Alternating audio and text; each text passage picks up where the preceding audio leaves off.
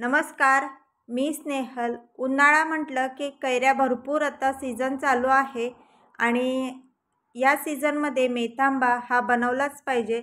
उन्हाळ्याच्या दुपारच्या जेवणाला असं आंबट जर असेल तर जेवण आणखीन जास्त जातं। त्यासाठी आपण इथे आता मेथांबा कसा करायचा ते बघूया। आपण कच्च्या 2 कैऱ्या घेतल्यात, त्या कापून घ्यायच्या, त्याचे तुकडे करून घेतलेत आणि कढईमध्ये 1 चमचा तूप टाकलेला आहे। तुपावरती जिरं, मोहरी टाकायची।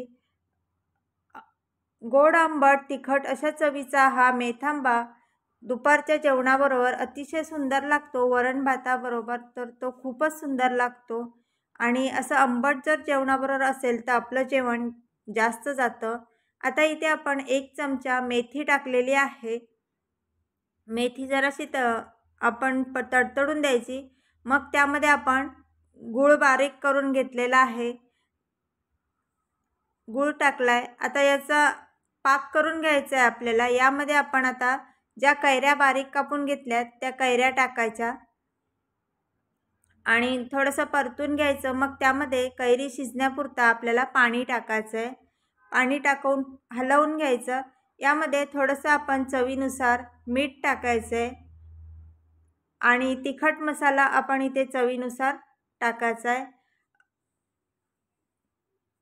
ही पारंपरिक रेसिपी आहे, अतिशय सुंदर लागते जेवणाबरोबर आणि एकदा तुम्ही नक्की करून बघा। ही रेसिपी जर आवडली तर व्हिडिओ लाईक करायला आणि शेअर करायला विसरू नका।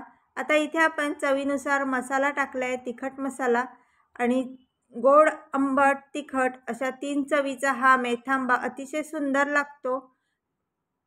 थोडंसं पाणी याच्यात ॲड करायचं आणि थोडं शिजवून द्यायचं 1-5 मिनिटाकरता आणि 5 मिनिटं झाल्यावर आपला मेथांबा तयार होतो। तर ही रेसिपी तुम्हाला कशी वाटली नक्की मला कमेंट करून सांगा आणि व्हिडिओला लाईक करायला विसरू नका। तर चला चटपटीत मेथांबा आपण आज खाऊया। Thank you.